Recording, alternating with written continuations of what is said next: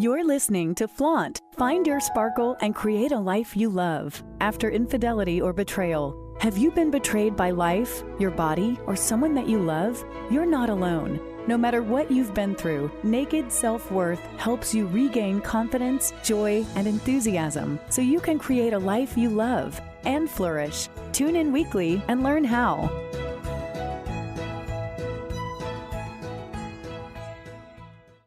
Hello and welcome to Flaunt. Find your sparkle and create a life you love after infidelity and betrayal. Today's show is one that's near and dear to my heart because it really revolves around connection, intimate partner connection, and specifically intimate partner connection after a betrayal. Now, this can be reconnecting with the person who betrayed you, or this can be reconnecting in a new relationship, in a new marriage where you think, I do not want to go down the same path that I went down last time. I really want to learn how to connect, to learn how to do it right this time, and to finally have the kind of relationship that I want to have. So that's what we're going to be talking about today. And our guests today are Rachel and Austin Holt. And I've only had one conversation with them, but it was one of those conversations where I go, they get it. They totally get it. They support married couples in healing, transformation, and intimate connection in their marriage. They're one of the only Big Leap certified husband and wife teams in the world.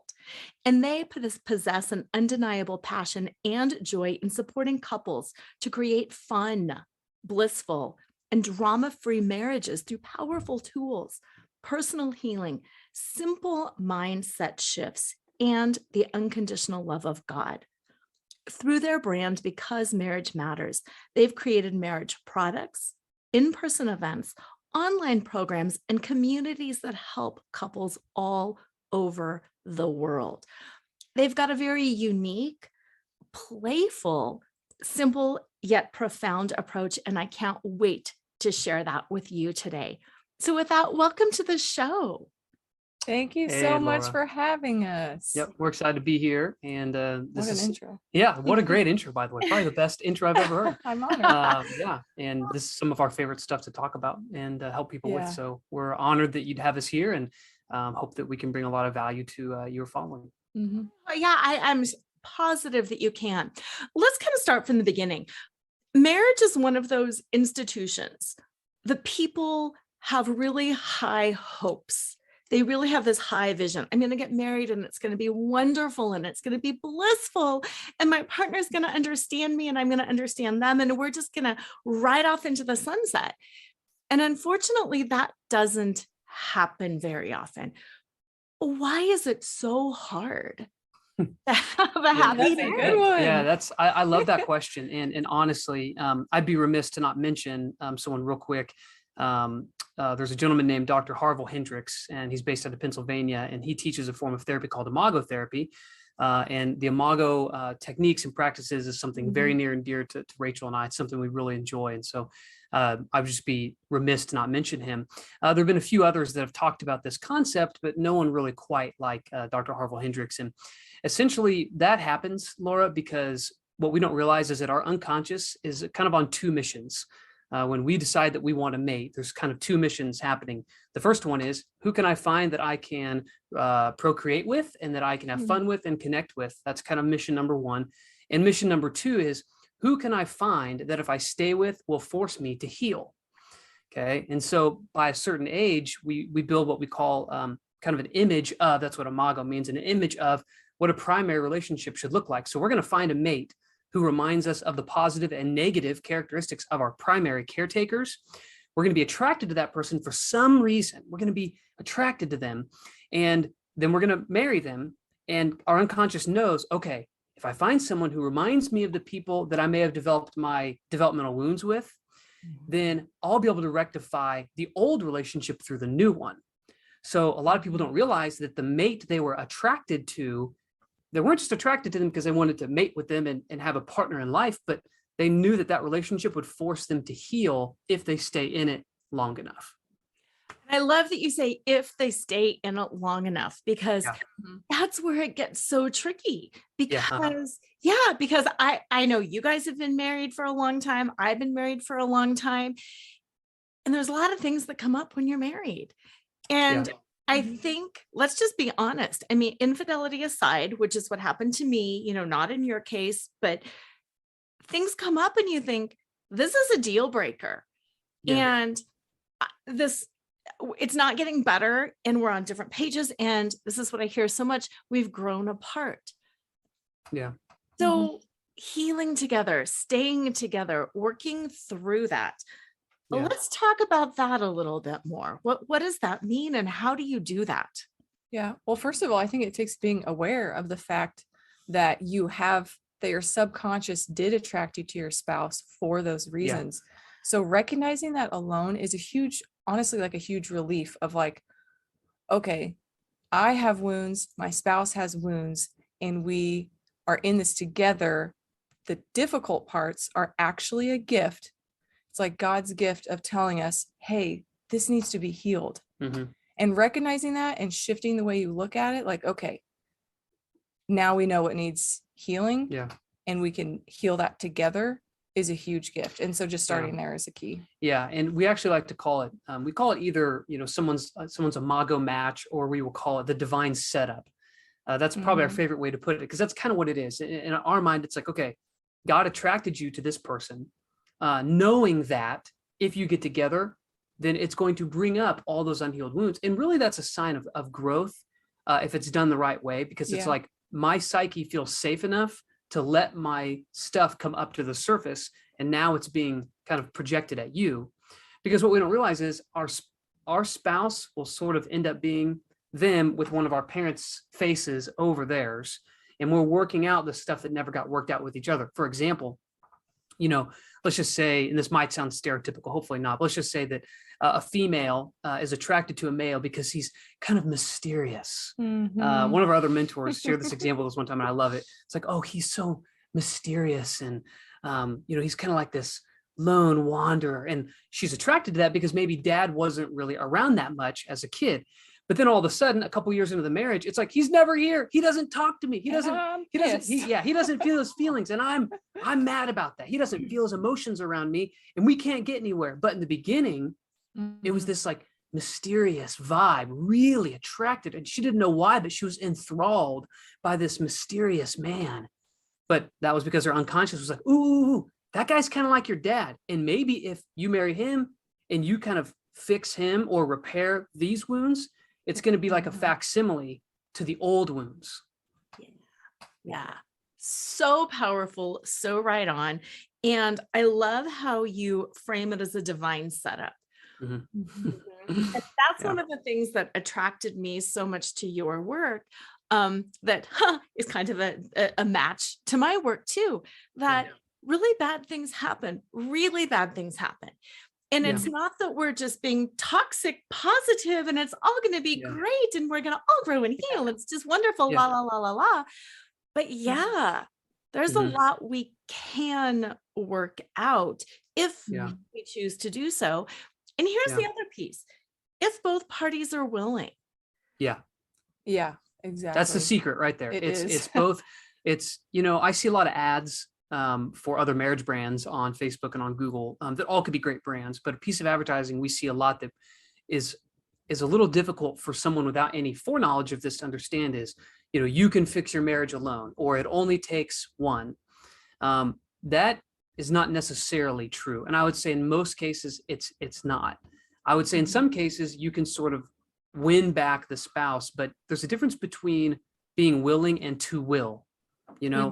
To will someone is sort of your way of controlling them beyond what they want to go. It's kind of tugboating them out of rough waters, versus being the change you want to see in the marriage. And a lot of the techniques that we teach, they kind of work if it's just one of you. It'll work for you if that makes sense, like radical responsibility. That'll help you feel better. It'll help you feel like you're in integrity.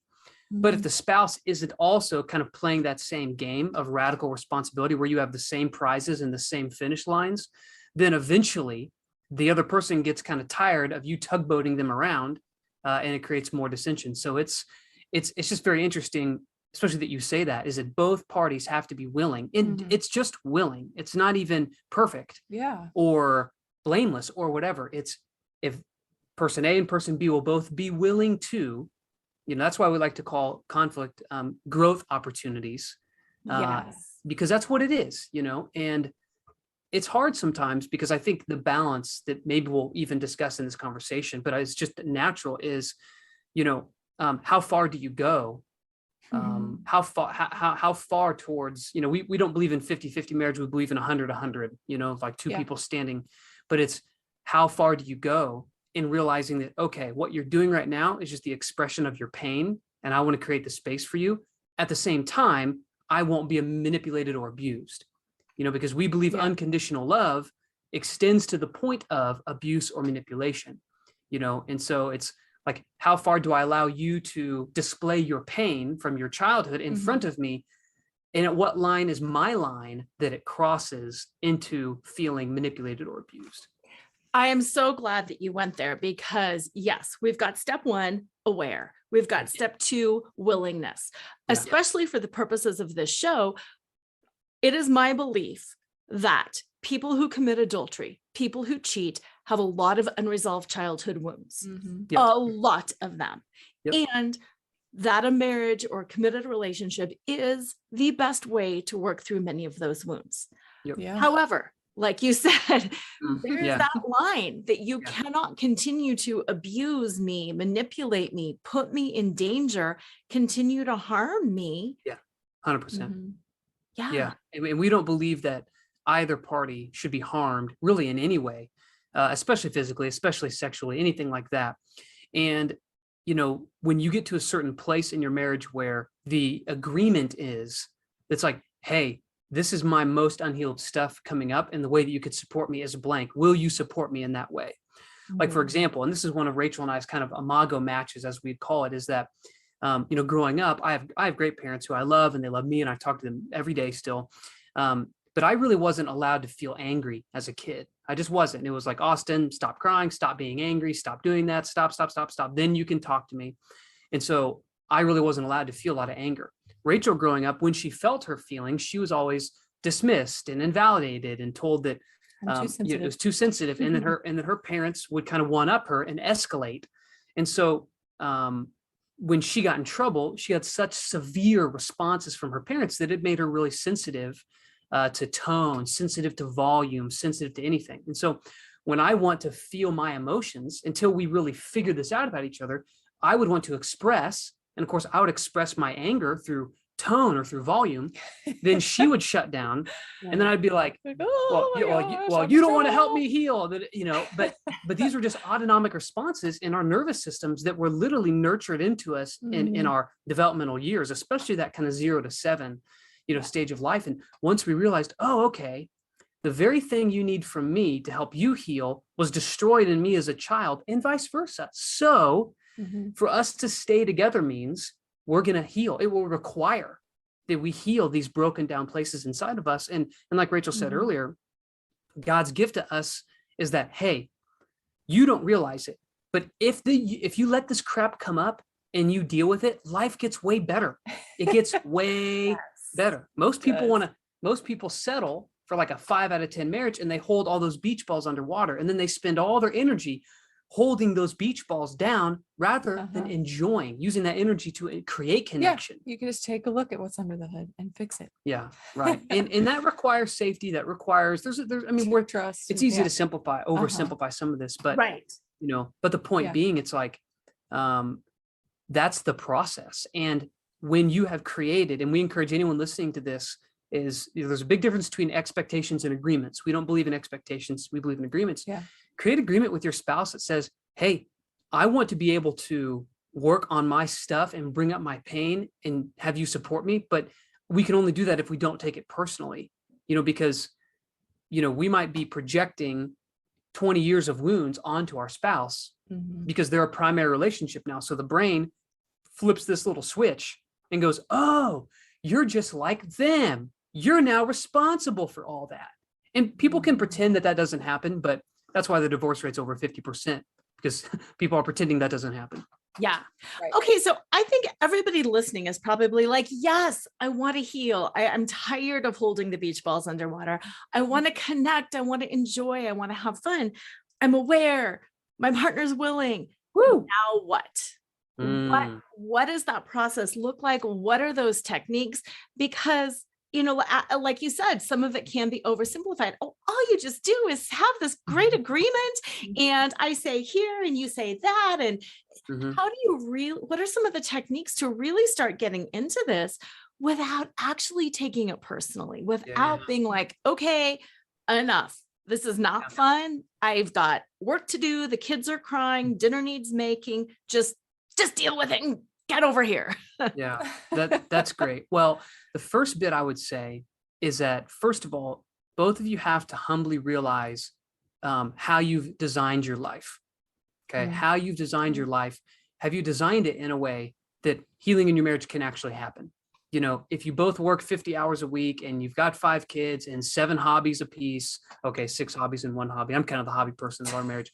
And you've also got church twice a week and you want to try to go to the gym twice a week and you leave about 11 minutes a day to connect with each other, it ain't going to happen. Or just at the end of the day, after the kids are in bed and you're beat and you're like, let's just watch TV. And you're exhausted. Yeah, exactly.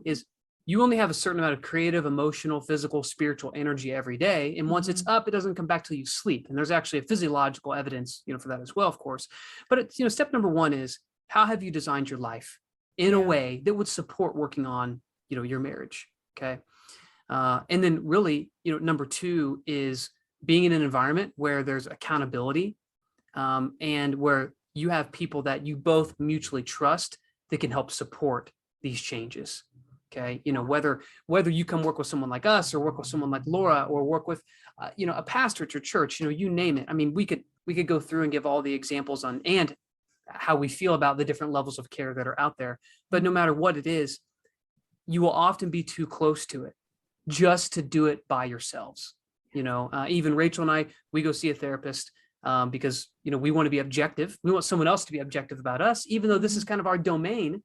We still have blind spots. And there's a nice brain connection that happens when there's a third party there that you both trust. Yeah. That's a huge piece of it. And then the last thing I'll say before, I'm sure you got a couple things too, is go at it in steps. Realize that day 1, you're not going to resolve your developmental trauma, or especially the ACE score style trauma, adverse childhood experiences. You're not going to resolve someone hurting you physically, emotionally, sexually. And I would argue, and Laura, you can tell me if I'm wrong, a lot of times in the infidelity world, we can reverse engineer a lot of that back to some type of pretty serious abuse. Absolutely. And you're not going to unwind that in one conversation. That's going to be it's going to be a journey. And so that's why, like with us, we have things that have a real low barrier to entry. Like we have a game called the Connection Guards. Connection cards. I've never called it connection guards. Don't guard your heart. Yeah, coming off of trauma, that makes sense. Maybe that's why my Freudian slip there. But yeah, we have a game called Connection Cards, and let's just say your spouse is just barely willing, and they're just kind of barely willing to take those first few steps with you. That's okay. At least they're willing. Start with something like this card game, okay? And then from there we have kind of beginner courses, intermediate courses, and then we have advanced stuff. And then if you've got a major triage situation or you're got divorce papers in your hand, we've got intensives and 3-day events. But no matter where you're at, you got to realize that it's going to be a process. It's going to be a journey. And if you put the expectation on yourself that you're going to go take one course, one class, one session and fix it all, no, it's not going to happen. And then you're going to feel defeated, and it's going to be harder to try again. Do you want to add anything? I was going to talk about the connection cards, just a very practical way to connect and build upon that. When we create connection, especially after a betrayal of some kind, it's really important to have those little moments of like what reminds you why you got married, like the flirting, the laughter, the fun, the creativity. So one school of thought that we pulled from when creating these connection cards was, again, like Austin mentioned, Harville Hendricks. He talks about the Imago dialogue. That's something that he teaches. And we found it very helpful when we're doing work with couples that there is one person that is the sharer and the other person is the responder. And so that's how we've structured our card game. So one person has a card that they read from that is only the responses that they can give. And this is very healing. And also just teaches you guys how to have a conversation, how to have a conscious conversation that is supportive of the other spouse. Yeah, because that is how it should go. Like in conflict in everyday life, there is a sharer and there is a responder. And so it teaches you how to hold the space for your spouse when they're sharing silly things, things that they wish they could do, want to do, and things that are important. Like one of my favorite cards is, it goes something like, earlier today when you blank, I felt blank. And so instead of saying, you did this and it made me blank, you know, it's when this happened, I felt blank. So it's teaching people to come to communicate from a place of personal responsibility, saying, this is how I felt. Yeah. And you can't argue with that. That's just sharing. That is what really, honestly, we could teach one thing, it's like, share your feelings and share it from a place of, I feel blank. Yeah. Because that creates connection. Because you disempower yourself when you say, you made me feel blank. You know, it's kind of like with the kids. It's like, don't make me put you in timeout. It's like, you just told them they have control over you. Exactly. You know? Yeah. And we're big believers that we really speak our experience, you know, we speak our being, you know, and so when we say things like that to each other, we just disempower each other, you know, and so the game is a really simple way to do that and encourage responsibility. And that's one of the greatest kind of heart postures that you can approach with any type of marriage repair, you know, is that I will tell what we call the inarguable truth, because if it's coming from me and it's about me, no one can tell me otherwise, you know? Right. But if I say, you know, when you said that earlier, my chest tightened up, I felt really sad, I kind of felt sick to my stomach, and it's reminding me, you know, I'm going to get curious. It's reminding me of a time when I was younger and this happened. And I realized I put myself in this situation again because I haven't learned the lesson, you know, because the psyche will put you in the same place over and over and over again until you learn the lesson, because that's the value. That's the treasure right there, is the lesson. And if we don't learn it, then, you know, you'll keep stepping on a rusty nail until you figure out it's bad for your foot. And the key is to put some freaking shoes on. Yeah. Exactly. And one of the things, well, there's several things that I love about the cards, but one of the things that I like is it's a game, because I know one of the things that comes up often in the women that I work with is, it just seems so hard. I don't want to do it. This is just so hard, you know, or again, my partner, well, and again, it's kind of stereotypical doing the he, she, but he doesn't want to do it. He's already done this. It's too much work. He's too busy. And this is a game. And I am a big proponent of play, because if it's not fun, we're not going to do it. Yeah. Right. And you don't learn. Yeah. It's like we can all muscle through something that's unpleasant. But if you want a marriage to last a lifetime, you need to work at it a lifetime. And I'd rather play at it for my life. Yeah. Because even the word work primes, you know, our psyche to resist, because it's work. Yeah. You know, but if it feels like play, and that's literally another premise of why we created the game, is we were talking one day and we said, you know, I just wish we could literally like hold the couple's hands as we were with them, just guiding them. Because we do that a lot in counseling for couples, you know, it's a lot of it is like, all right, you share, now you share. And then when someone really misunderstands or misinterprets it, now wait a second, they said blank, what do you think that meant? And then, oh, okay. And then we can kind of help them dial it in. And this is a good way to be like, you're the one sharing, you're the one responding.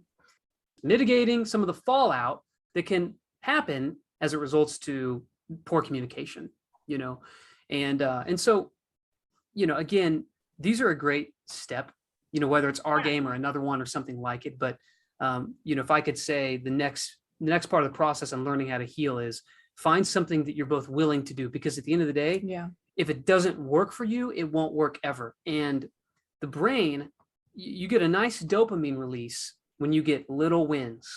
Okay. And so if you can get if you're trying to get your spouse to come to the table, small action, small win, small dopamine hit leads to slightly bigger action, slightly bigger win, slightly bigger dopamine hit. Okay.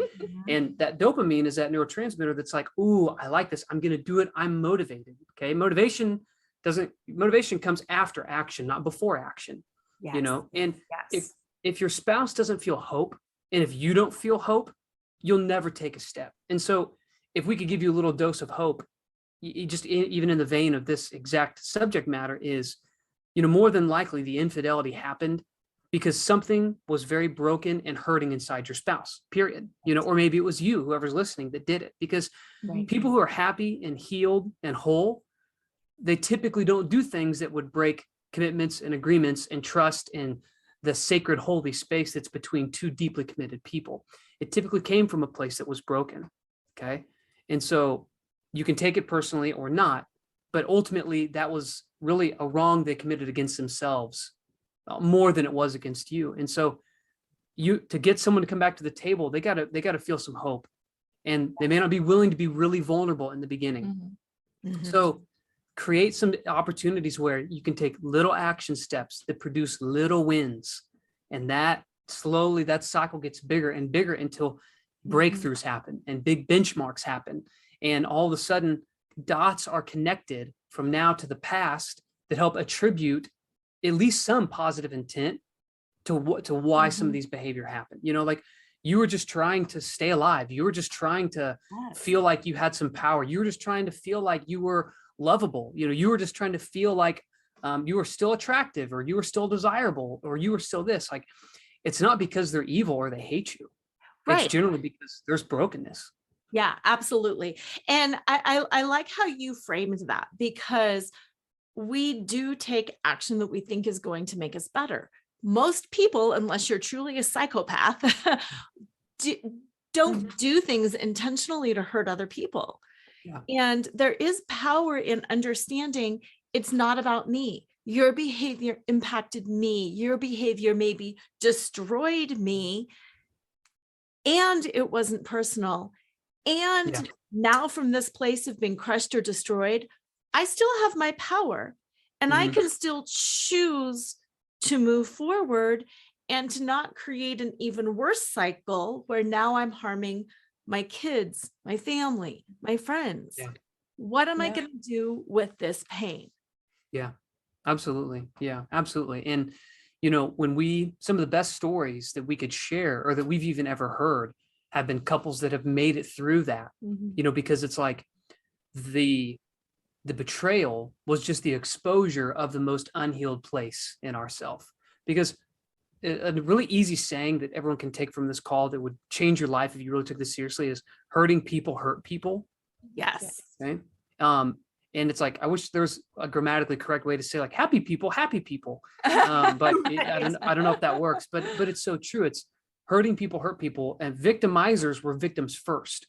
Yes. You know, and if you can see a victimizer through the lens of compassion, then you basically change how you attribute their intent to their behavior, because the limit in which you'll give grace to someone else is only the limit in which you're giving it to yourself, period. Yes. And when it's easy to judge someone, it's because you've been judging yourself. When it's easy to shame someone, it's because you know shame very well. You know, out of abundance of the heart, the mouth speaks. A lot of you probably know that scripture. And so, you know, it's like, if someone's, you know, lid to their container gets popped and a whole bunch of hurt and pain comes out, it's because that's what's already in them. Okay. Yes. And so, you know, back to the Laura's original question of, you know, what are the steps, what are the techniques? You know, from there, kind of like what we said was, find a resource, find a community that aligns with your values and that can help provide support, accountability, and guidance. Because again, you can read a book and apply some of it, and you might get somewhere. You can do a whole lot of things like that. You want to kind of elevate those steps as you go. And we believe, like, we have a program for married couples. It's a monthly program. It's very affordable, where you're in a community with a lot of other couples. Okay. And so you're doing live calls with other couples. You're interacting with other couples that have gone through the same stuff. You know, shame really disappears when we realize that we're not alone in our struggle. Then it doesn't feel so shameful. Okay. Yeah. So being in a community with other couples where you're all learning, growing, you have a posture of humility is incredibly important.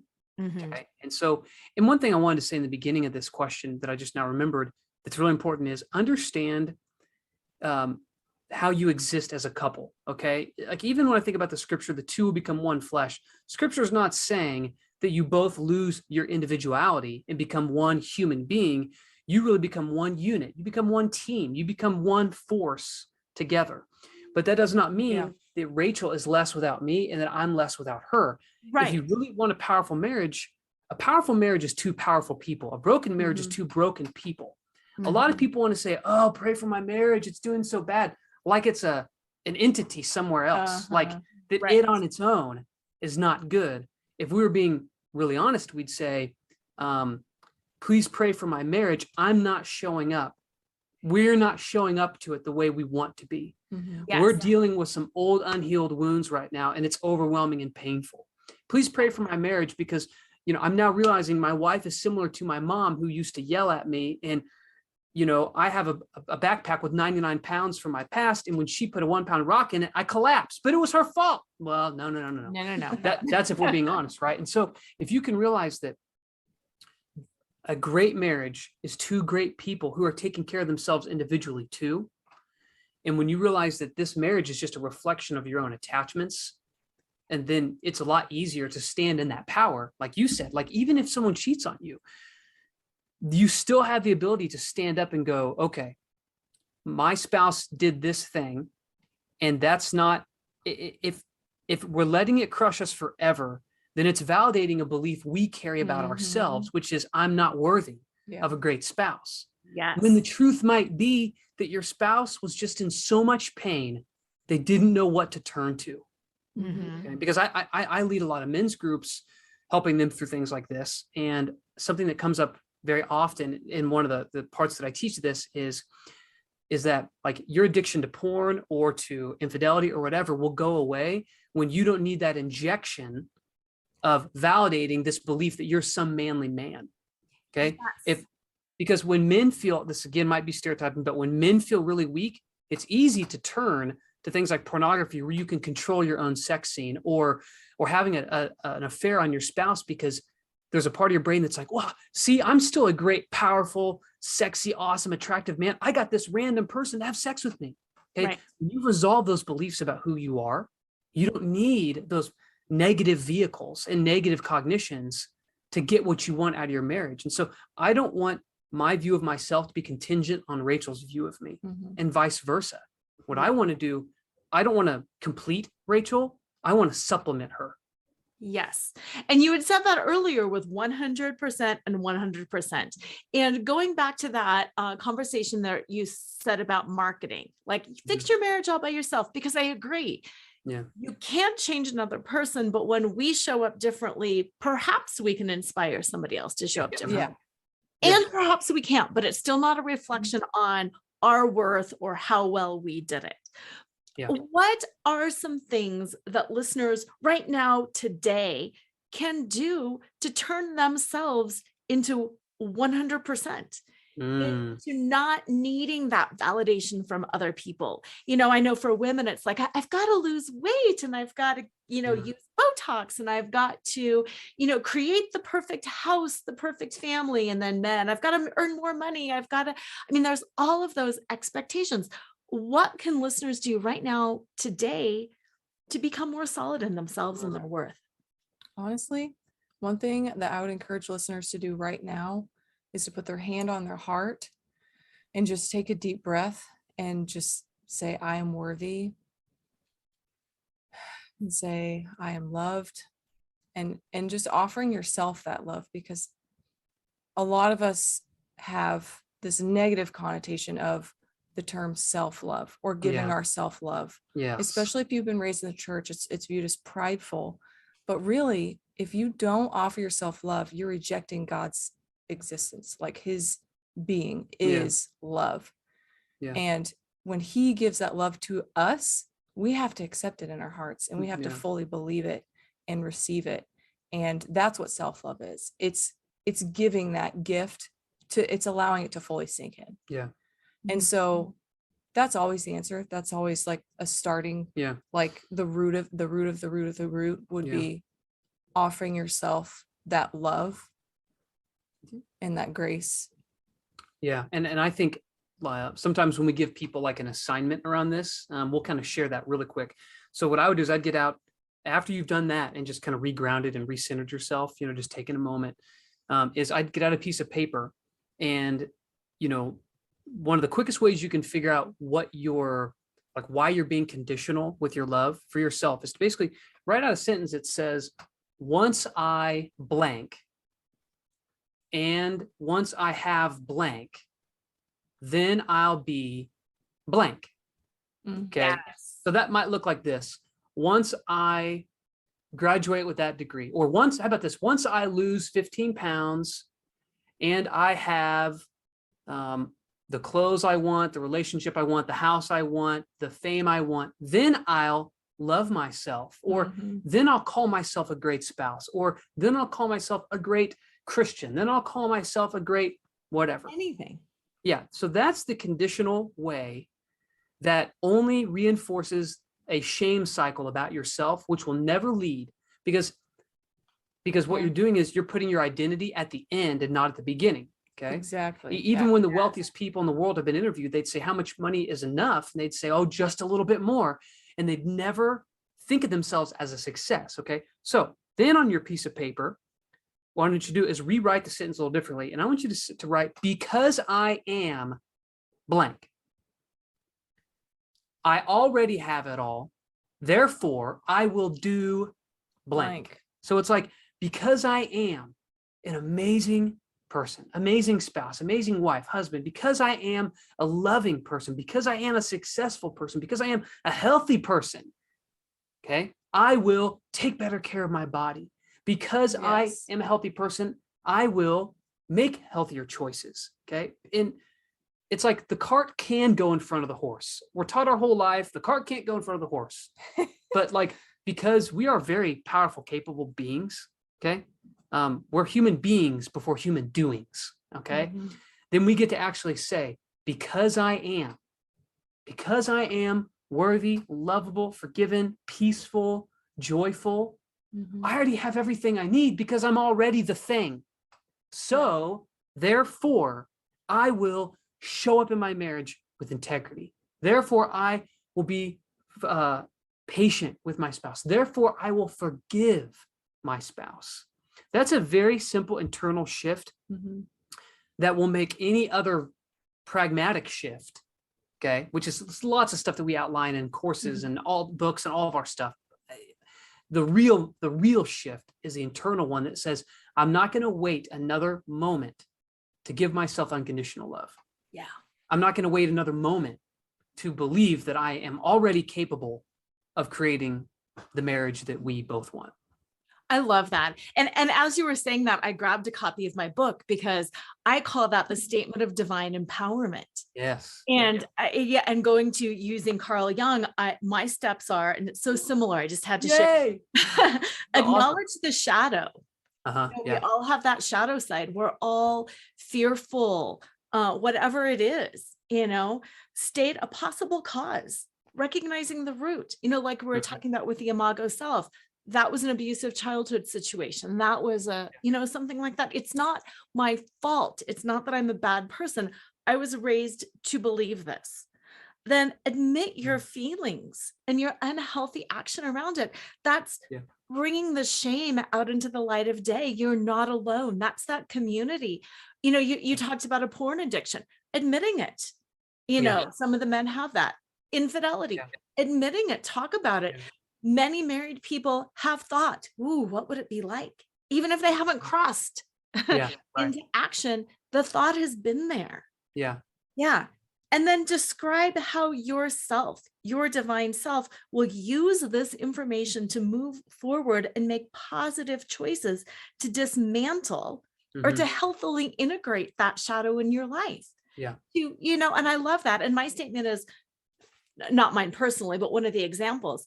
I am uncomfortable when blank, which may be the result of You don't really have to know it was that time that my mom hit me. It may even be the result of something that made me feel blank.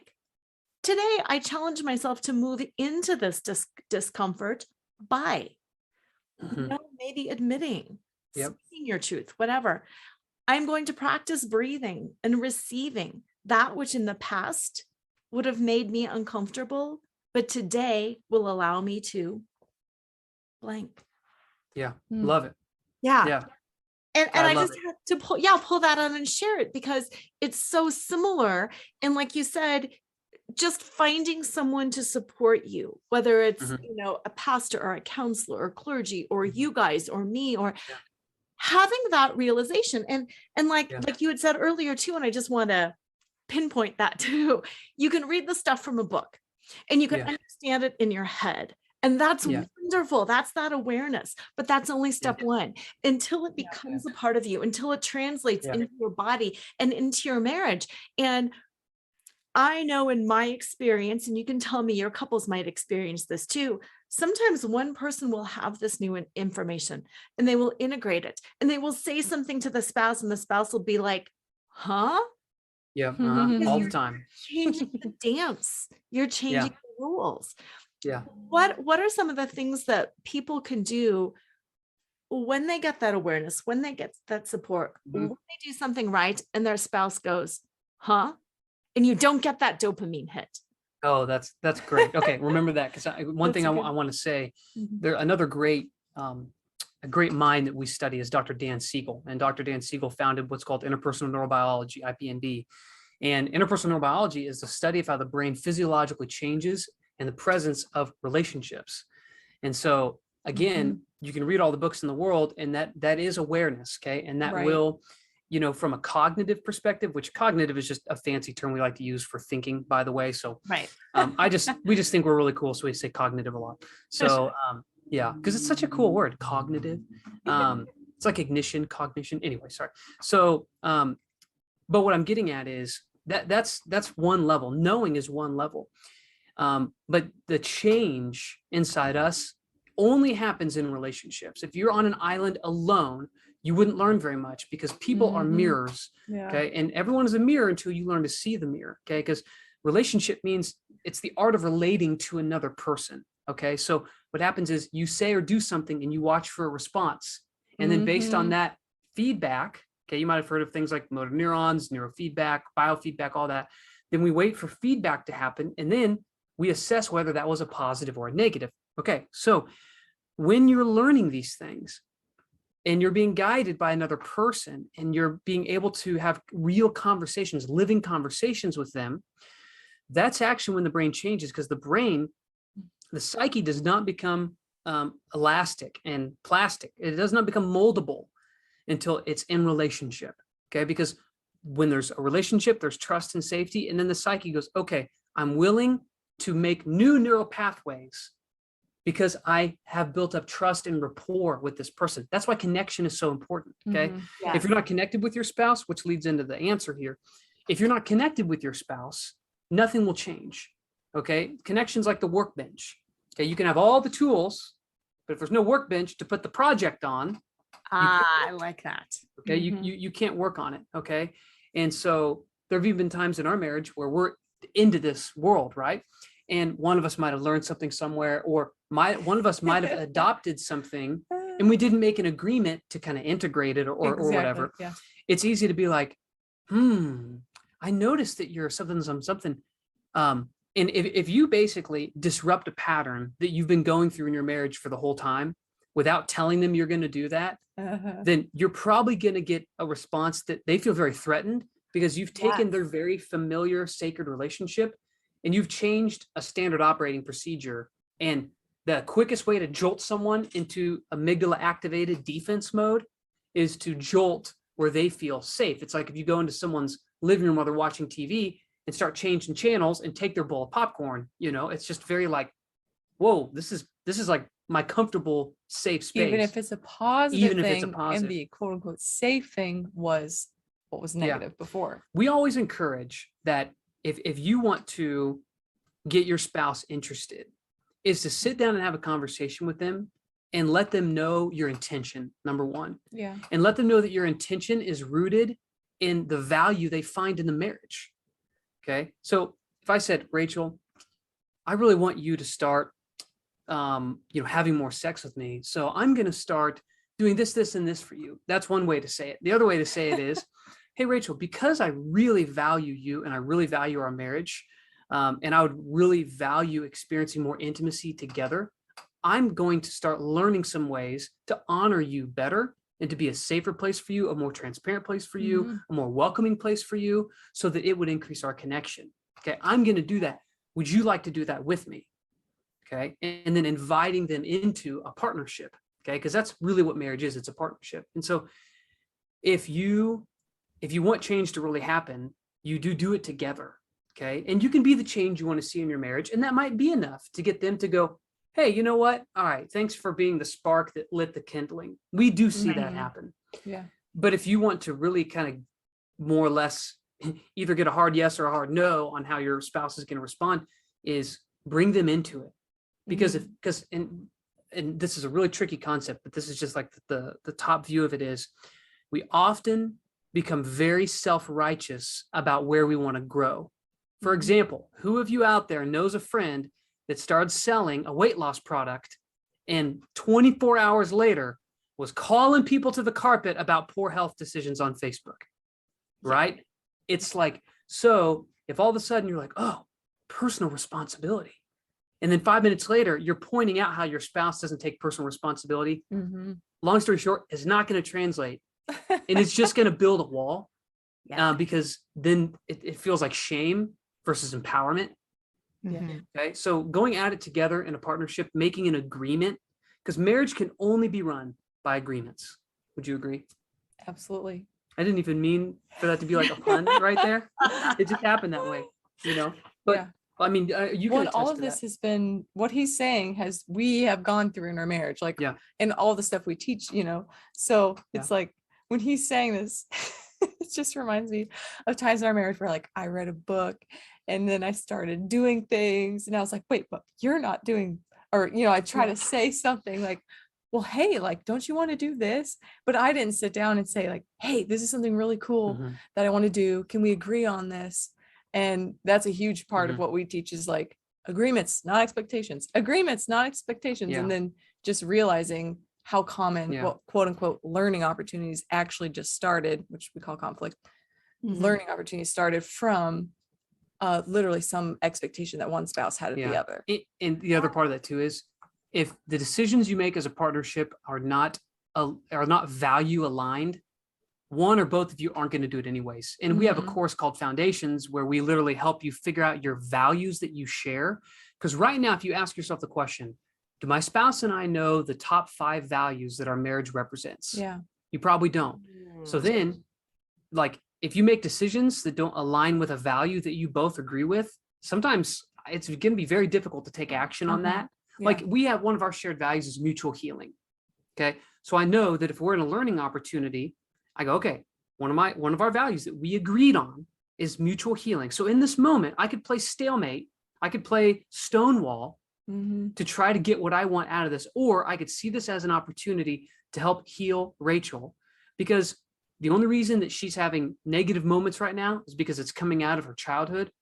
Then I would choose that over the former, because that upholds our supreme values.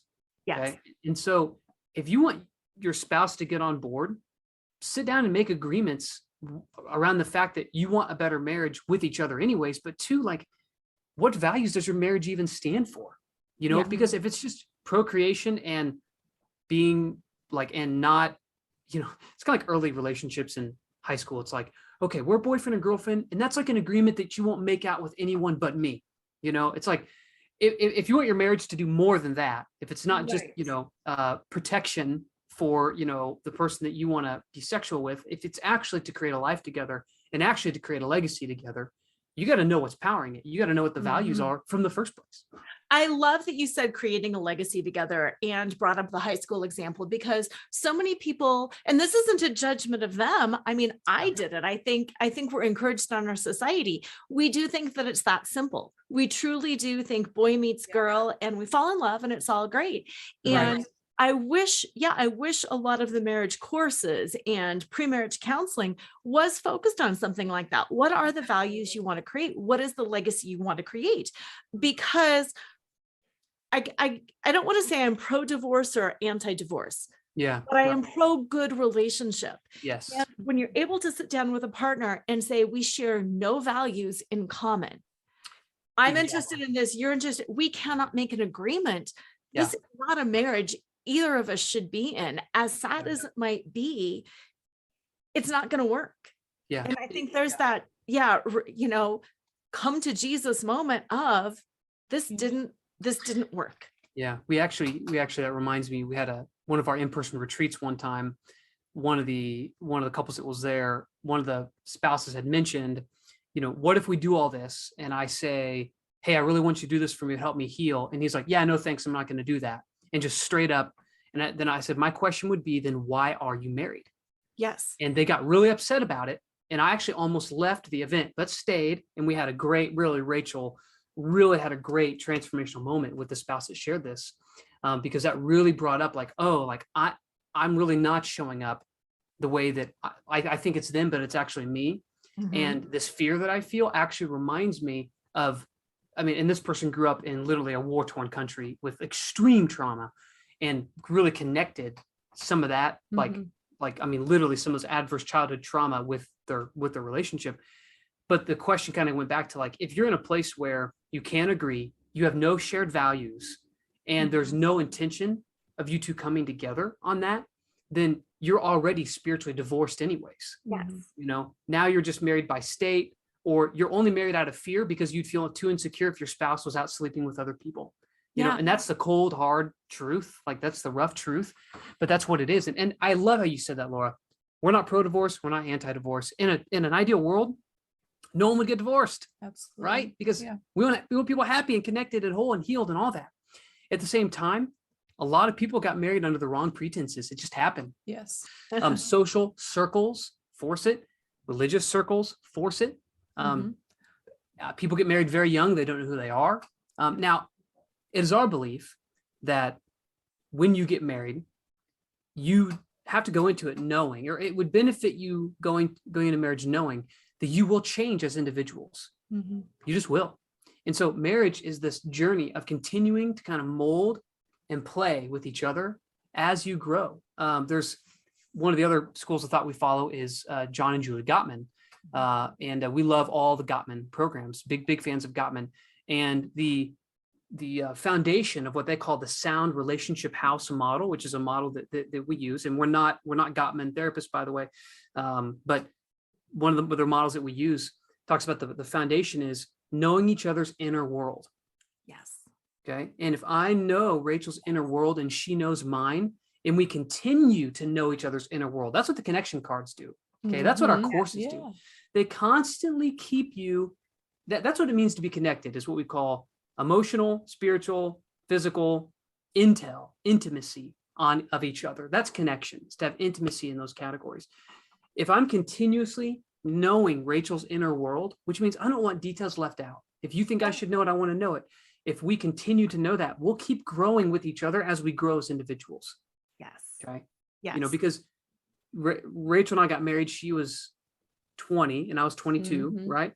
And whereas the essence of who we are is still pretty similar, we've changed a lot and you would as hope, individuals. Yeah. And you would hope, as life experiences that they change. Yeah. Yeah. Well, where can listeners get a hold of you to learn more about the connection cards, your programs, your monthly community? Where can they find all of this information out? So we have a website called becausemarriagematters.com. And you can read more about us, learn our current offerings. Whenever you read this, currently we have a lot of different things on there that you can purchase, a lot of links to different resources. Yeah. We have a free marriage group called Marriage Made Easy, and Facebook page, Instagram, all that. But if you're really wanting to dive into something and get intentional in your marriage, go to becausemarriagematters.com and check out our connection cards. That would be a great starting point. And the foundations course is a wonderful next step, I would say. And you can see everything else there. And honestly, the foundations course is kind of a prerequisite to really do anything else with us. So we'll skip right to that. And as a listener for, Laura's program here, we'll make sure that anyone listening will get a special opportunity to get into foundations at a cheaper rate too. So wonderful. Wonderful. Thank you for that.